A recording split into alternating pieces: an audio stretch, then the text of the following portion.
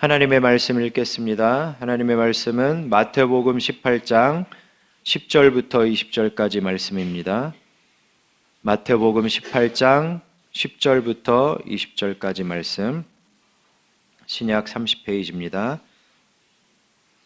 제가 먼저 10절을 읽겠습니다. 삼가 이 작은 자 중에 하나도 업신여기지 말라. 너희에게 말하노니 그들의 천사들이 하늘에서 하늘에 계신 내 아버지의 얼굴을 항상 배옵느니라.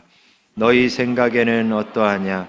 만일 어떤 사람이 양 100마리가 있는데 그 중에 하나가 귀를 잃으면 그 99마리를 산에 두고 가서 길 잃은 양을 찾지 않겠느냐?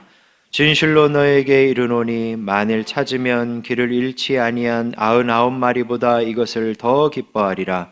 이와 같이 이 작은 자 중에 하나라도 잃는 것은 하늘에 계신 너희 아버지의 뜻이 아니니라. 내 형제가 죄를 범하거든 가서 너와 그 사람과만 상대하여 권고하라. 만일 들으면 내가 내 형제를 얻은 것이요 만일 듣지 않거든 한두 사람을 데리고 가서 두세 증인의 입으로 말마다 확증하게 하라. 만일 그들의 말도 듣지 않거든 교회의 말하고 교회의 말도 듣지 않거든 이방인과 세리와 같이 여기라. 진실로 너희에게 이르노니 무엇이든지 너희가 땅에서 매면 하늘에서도 매일 것이요 무엇이든지 땅에서 풀면 하늘에서도 풀리리라. 진실로 다시 너희에게 이르노니 너희 중에 두 사람이 땅에서 합심하여 무엇이든 구하면 하늘에 계신 내 아버지께서 그들을 위하여 이루게 하시리라. 두세 사람이 내 이름으로 모인 곳에는 나도 그들 중에 있느니라. 아멘. 오늘 본문은 우리 공동체 중에서 연약한 지체를 잃어버렸을 때 우리가 어떻게 되찾아야 하는지에 대한 말씀입니다. 10절을 다시 보시면 예수님은 작은 자 중에 하나라도 업신여기지 말라고 말씀하시죠. 우리 공동체 안에 작고 연약한 지체들을 무시하지 말라는 말씀인데요. 그 이유가 무엇인가요? 다시 10절을 보시면 그들의 천사가 하나님의 얼굴을 뵙기 때문이래요. 이것은 천상의 회의를 말합니다. 천사들이 땅에서 일어난 일들을 하나님께 보고하는 회의라는 거예요. 그때 연약한 지체가 어떻게 업신여김을 당하는지 하나님께 보고가 된다는 거죠. 그러니 우리는 두려워해야 합니다. 우리가 연약한 지체를 업신여긴 일은 그냥 지나가는 일이 아니라는 거죠. 하나님께 다 보고가 되는 일입니다. 왜 그럴까요? 우리 함께 14절을 다시 읽겠습니다. 14절입니다. 시작. 이와 같이 이 작은 자 중에 하나라도 잃는 것은 하늘에 계신 너희 아버지의 뜻이 아니니라. 하나님은 우리 공동체의 누구도 잃지 않길 원하십니다. 그렇다면 하나님께 연약한 지체는 소중한 사람들인 거죠. 어느 정도로 소중할까요? 12, 13절의 비유가 그 소중함을 보여줍니다. 12, 13절을 보시면 목자는 한 마리의 양을 잃으면 나머지 양들을 두고 그 양을 찾는다고 말하죠. 그리고 기뻐합니다. 바로 이런 목자의 심정이 하나님의 마음인 것입니다. 하나님이 이렇게 연약한 지체를 소중히 여기신다면 하나님의 자녀들인 우리도 마찬가지여야 한다는 거죠. 우리는 이 잃은 양 비유를 전도할 때 많이 묵상을 하죠. 맞습니다. 그 잃어버린 양 한 마리는 우리와 함께 한때 예배드렸던 가족, 우리의 이웃들일 거예요. 그들은 우리의 공동체의 일원들이었을 거예요. 그런데 지금은 어디서 무엇을 하고 있습니까? 그들은 여전히 하나님을 믿고 있습니까? 또 그들은 하나님을 예배하는 기쁨을 잃어버린 것은 아닙니까? 또 그들은 돈과 성공보다 더 중요한 가치를 잊고 있는 것은 아닙니까? 그렇다면 그들은 잃어버린 양이에요. 주님은 그들을 얼마나 소중히 여기시는지 우리를 놔두고서도 그들을 찾아가실 거라는 거예요. 그렇다면 우리도 우리가 누릴 것들을 놔두고 그들을 찾아갈 수 있어야 합니다. 왜냐하면 우리는 주님의 마음을 아는 양들이니까요. 그러니 오늘 이 자리에서 그 주님의 마음을 가지고 그들을 위해서 간절히 기도하는 자리가 되길 소망합니다. 그리고 기회가 될 때마다 그들을 찾아갔으면 좋겠어요. 물론 매일매일 말로 얘기한다고 갑자기 변화돼서 돌아오면 좋겠는데 오히려 더 싫어할 수도 있겠죠. 그래서 지혜도 필요합니다. 어쨌든 우리가 기회가 되면 그들의 귀에 예수님에 대해서, 내가 믿는 하나님에 대해서 들려줘야 할 것입니다. 그래서 잃어버린 양을 찾는 기쁨을 주님과 함께 누리는 우리가 되길 간절히 소망합니다. 그런데 이 비유에서 잃어버린 양은 꼭 교회에 나오지 않는 사람들만을 의미하지 않습니다. 15절부터 20절을 보면 잃어버린 양은 교회 안에서 영적으로 헤매는 사람들도 의미를 해요. 그들은 범죄하는 형제입니다. 공동체 안에 있으면서 범죄를 저지르는 사람은 본인 자신에게도 해악을 끼치지만 공동체 전체에게도 해악을 끼쳐요. 그렇다면 그런 잃어버린 양들은 어떻게 찾아야 할까요? 예수님은 4단계를 제시하는데요. 1단계는 그 사람과만 대면해서 권고하는 것입니다. 15절을 보세요. 가서 너와 그 사람과만 상대하여 권고하라고 말씀하시죠. 만약 이 방법이 통한다면 가장 좋은 방법이에요. 여러 사람이 찾아가서 말하면 그 형제가 심리적인 압박을 느낄 수 있잖아요. 범죄하는 형제도 자기 범죄가 대중에게 드러나지 않길 원할 거예요. 그런데 1단계에서 회개하지 않을 수 있겠죠. 그러면 2단계로 들어갑니다. 16절을 보시면 두세 증인의 입으로 그의 죄를 확정하래요. 이것은 좀 더 강한 방법이 될 수 있어요. 1단계의 대화에서는 부드럽고 친절하게 권면할 수 있죠. 근데 2단계에서는 이제 죄를 확정하니까 증명하는 거죠. 두세 사람의 증인이니까. 그러면 이제 최대한 감정을 억제하면서 대화를 해야 될 겁니다. 안 그러면 대화가 힘들어질 수 있어요. 범죄한 형제가 이제 자기가 궁지에 몰린다고 생각해서 오히려 크게 반발할 수 있기 때문이죠.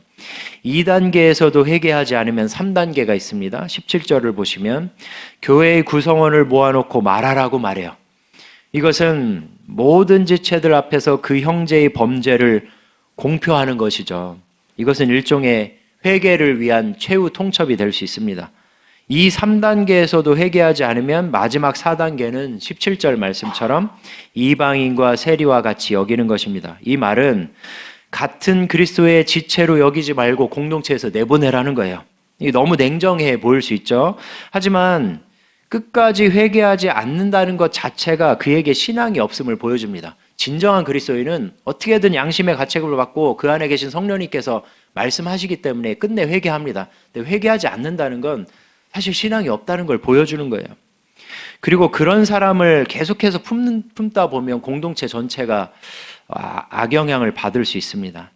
사실 이런 4단계의 과정을 거친다는 것은 현실적으로는 쉽지 않습니다. 저는 어떤 교회에서도 이런 4단계를 밟는 걸 보지 못했습니다. 아니, 가끔 보긴 했어요. 근데 참 쉽지 않더라고요. 이런 과정을 거치다가 편이 갈라져서 싸우고 쪼개지기도 합니다. 그러다 보니 그냥 쉬쉬하며 넘어가는 경우가 많습니다. 하지만 주님은 싸우며 쪼개지지도 말고 그냥 쉬쉬하며 넘어가지도 말라고 말씀을 하셔요. 우리 함께 18절과 19절 읽겠습니다. 18, 19절입니다. 시작. 진실로 너에게 이르노니 무엇이든지 너희가 땅에서 매면 하늘에서도 맬 것이요 무엇이든지 땅에서 풀면 하늘에서도 풀리리라. 진실로 다시 너에게 이르노니 너희 중에 2사람이 땅에서 합심하여 무엇이든지 구하면 하늘에 계신 내 아버지께서 그들을 위하여 이루게 하시리라. 아멘. 이 말씀은 한마디로 잃어버린 양을 두고 간절히 기도하면 하나님께서 되찾게 해주신다, 이루어 주신다는 말씀이에요. 그렇습니다. 범죄한 형제가 있거나 12, 13절 비유처럼 잃어버린 양이 있다면 문제를 해결하기 위해 동분서주해야 하겠지만 무엇보다도 뭘 해야 될까요? 기도를 해야 된다는 얘기입니다. 왜 그럴까요? 그래야 그들을 향한 하나님 아버지의 마음을 가지게 된다는 거예요. 그들을 불쌍히 여기시는 하나님 아버지의 마음이 없이 그저 동분서주만 하면 필시 싸우고 쪼개지거나 아니면 방치하고 무시할 수 있다는 것입니다.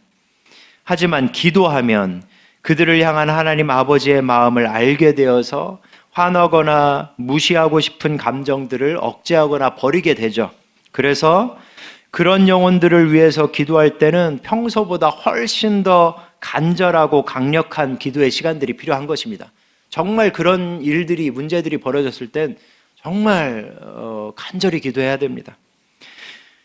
이제 우리가 그렇게 기도해야 할 때가 점점 가까이 다가오는 것 같아요. 새 성전에 입당하면 빈자리들이 많을 것입니다. 지금 여기 임시처소니까 이 주일 예배 때 여기 꽉 차 보이죠? 새성전 들어가면 텅텅 빈 것처럼 보일 거예요. 모든 예배 부수가. 잃어버린 영혼들의 빈자리입니다. 근데 그 빈자리는 우리의 힘으로 채울 수 없습니다. 우리 많이 도전해봤잖아요. 열심히 전도도 해보고, 특히 내 가족, 내 자녀들, 교회 좀 나와라. 이거 한두 번 얘기했겠어요. 이제 그들이 귀를 막고 있을 수도 있죠. 잃어버린 양들은 그냥 돌아오지 않습니다. 그들을 향한 하나님 아버지의 마음을 가지고 간절히 기도할 때 성령님이 역사하셔야 됩니다. 우리 모두 그들을 찾으시는 하나님 아버지의 마음을 갖길 간절히 소망합니다. 그러면 하나님의 마음을 가지고 눈물로 기도하게 될 거예요. 그때 역사가 일어날 겁니다. 우리가 이제 그렇게 기도할 때가 되었습니다. 이제 제가 목회적인 판단으로 어느 시점이 되면 이름들을 다 적게 하고 손을 얹고 다 기도하는 시간들을 갖게 할 거예요. 간절히 기도했으면 좋겠어요. 보통 초청 잔치라고 하면 막 선물 준비하고 뭐 태신자 막 써서 막 하고 하잖아요. 그냥 그것보다 기도했으면 좋겠어요. 정말 간절히 기도했을 때 성령님이 어떻게 역사하시는지 봤으면 좋겠습니다.